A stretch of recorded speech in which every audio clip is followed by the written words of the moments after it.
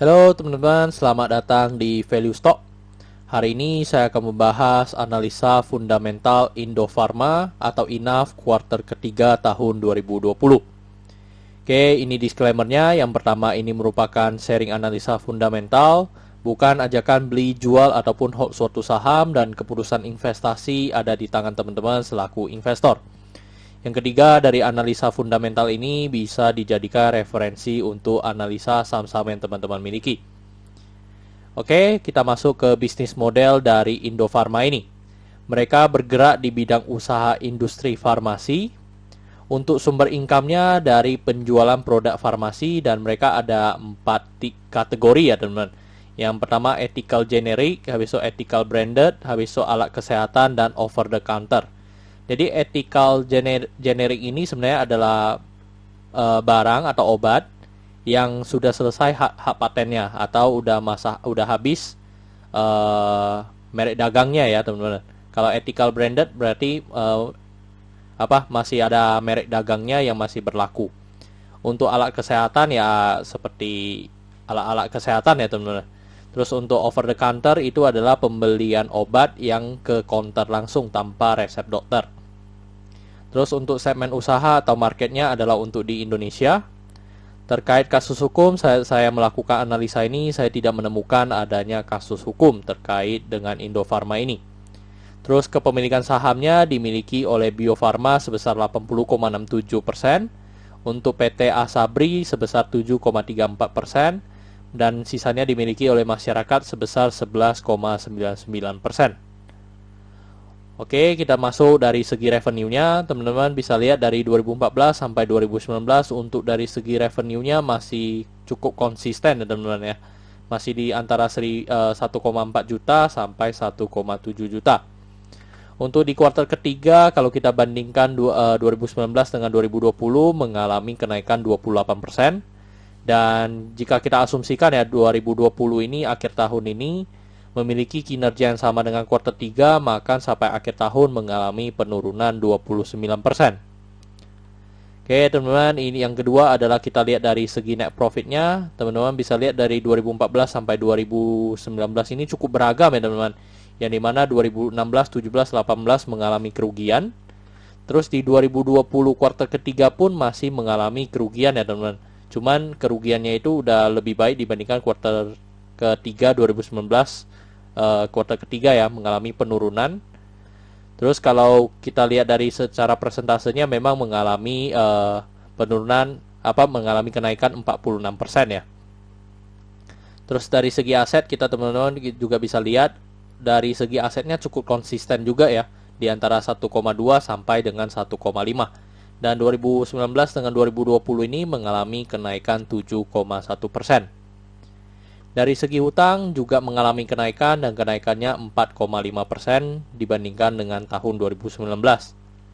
Dari segi modalnya juga mengalami kenaikan 11,6%.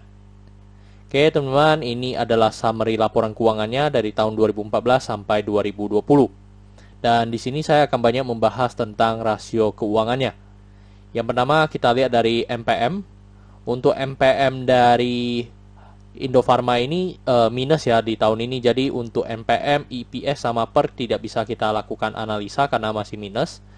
Terus kalau kita lihat dari rata-ratanya juga memang 2016, 17, 18 minus, 2020 pun masih minus.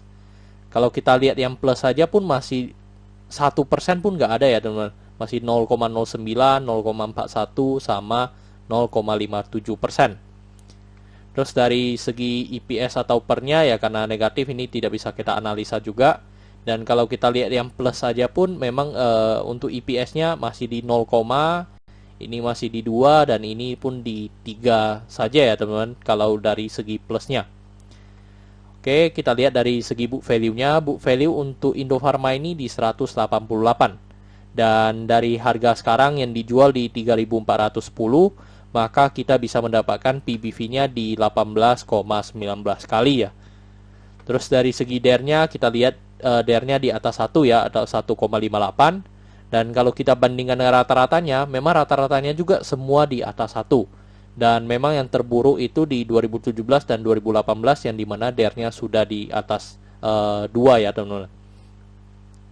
Terus dari segi ROE-nya karena minus kita juga tidak bisa analisa dengan ROA-nya.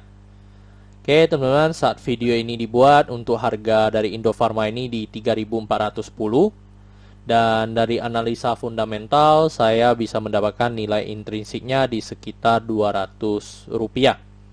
Jadi memiliki margin of safety minus 94%. Oke teman-teman, ini kesimpulannya terkait dengan produk dan jasa. Saya berikan status no ya. Sebenarnya dari produk dan jasanya itu memang adalah produk yang kita butuhkan ya, di mana obat-obatan ya. Tetapi kalau secara produk dan jasanya saya oke, tetapi sebenarnya kalau untuk kinerja perusahaan ini mampu bertahan atau tidak ya, menurut saya sih saya memberikan status no ya teman-teman.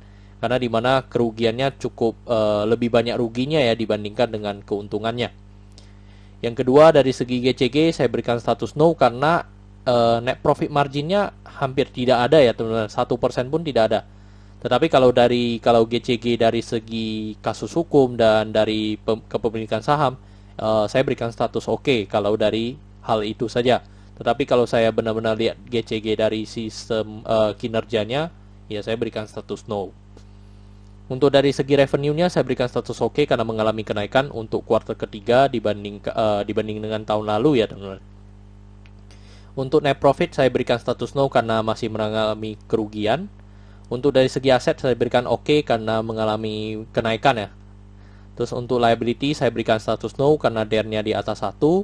Untuk book value juga saya berikan no karena harga sekarang dijual di atas book value-nya. Untuk dari segi sektor ini sebenarnya tidak ada hal yang perlu saya concern ya. Jadi kalau liability-nya no, maka status sektor saya juga berikan status no. Untuk ROE saya berikan status no karena masih negatif dan tidak capai 9% atau 2 kali bunga deposito yang saya anut. Untuk margin of safety saya berikan status no karena negatif.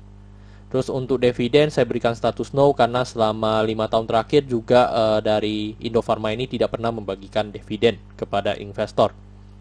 Oke teman-teman, jadi kesimpulannya adalah 2:11. Dan pertanyaannya adalah apakah saya akan membeli saham Indofarma ini? Jawabannya saya tidak membeli ya teman-teman. Terus bagaimana dengan vaksin ya teman-teman, yang dimana udah ada dari berita bahwa mereka juga salah satu namanya juga perusahaan BUMN ya, yang dimana mereka pasti akan ada di bidang vaksinisasi Indonesia nanti ya teman-teman. Yang seperti saya ceritakan juga kemarin waktu di Kimia Farma ya teman-teman, yang dimana anggap kita 200 jiwa, anggap aja satu orang untuk pembelian vaksin itu mengalami keuntungan Rp10 saja, Rp10.000, maka udah ada sekitar 2T ya teman-teman. Kalau dibagi 4 tahun, ya 1 tahun ya bisa 500M gitu. Tetapi teman-teman, kalau saya lihat dari kinerja dari laporan keuangan ini pun, ketika nanti mereka mengalami keuntungan, saya rasa mereka akan membayar hutang-hutangnya terlebih dahulu ya teman-teman, sebelum menjadikan dividen untuk investor. Jadi tapi kembali lagi kepada teman-teman, dan saya lihat dari harga sekarang, kalau dengan benar-benar melihat dari secara fundamental memang sangat tidak menarik ya untuk dari saham Indofarma ini. Tetapi kalau teman-teman adalah trader, ya mungkin ada hal-hal khusus ya mungkin yang teman-teman perhatikan. Oke teman-teman, saya rasa cukup sekian untuk video kali ini. Jangan lupa untuk like dan subscribe. Jangan lupa juga untuk follow saya di Instagram saya di royken13. Dan teman-teman, jika teman-teman ada kode saham yang ingin saya buatkan analisanya, silakan tinggalkan di kolom komentar ya untuk kode sahamnya. Oke teman-teman, see you in the next video. Bye bye.